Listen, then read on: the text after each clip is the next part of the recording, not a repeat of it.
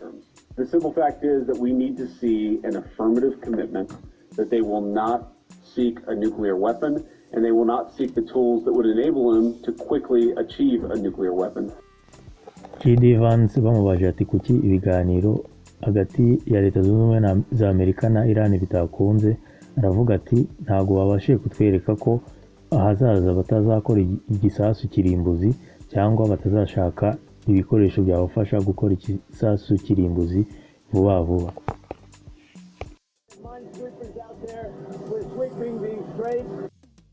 Perezida Donald Trump ati tugiye gutangira gutegura ibisasu Iran yateze mu bunigo bwa Hormuz.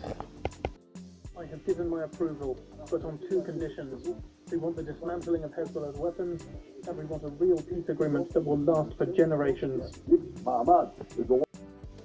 Benjamin Netanyahu ati twiteguye kugirana ibiganiro na Liban byo guhagarika intambara, ariko bagomba gukurikiza ibi bintu bibiri.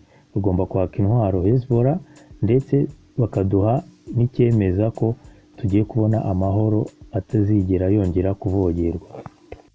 Benjamin Netanyahu says he wants peace deal with Lebanon that will last. While talks in Pakistan have been taking place tonight, Israel Prime Minister Benjamin Netanyahu has given a statement saying he has given his approval for peace talks with Lebanon. He said Lebanon has reached out several times in the past month to begin direct talks. I have given my approval, but two conditions. We want the dismantling of Hezbollah's weapons, and we want a real peace agreement that will last for generations, Netanyahu says, according to translation by AFP news agency. The country's ambassador to the US has agreed to meet in Washington next week as they look to seek an announcement on ceasefire, the Lebanon's presidency announced on Friday. Benjamin Netanyahu aravuga ati leta ya Libani yagerageje kugira ngo tuvugane twige ku buryo twasinyana amasezerano y'amahoro. Ati nahaye uburenganzira ambasaderi wacu muri Leta Zunze Ubumwe za Amerika guhura n'uwa Libani kugira ngo basinye kwa ayo masezerano. Ati ariko hari ibintu bibiri bagomba gushimangira: kwaka intwaro umutwe wa Hezbollah ndetse no kutwemerera ko tuzagira amahoro aramba ntawongera kuyavogera. איראן עצמה, זאת אומרת הם רצו לחנוק אותנו ואנחנו חונקים אותם.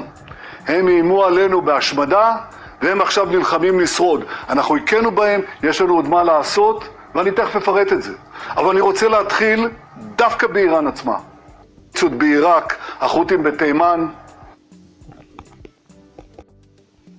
We have been at it now for 21 hours, and we've had a number of substantive discussions with the Iranians. That's the good news. The bad news is that we have not reached an agreement, and I think that's bad news for Iran much more than it's bad news for the United States of America. So we go back to the United States having not come to an agreement. We've made very clear what our red lines are, what things we're willing to accommodate.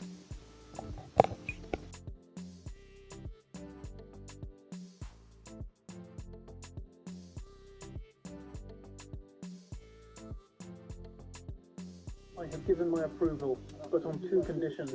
We want the dismantling of Hezbollah's weapons, and we want a real peace agreement that will last for generations. Our terms.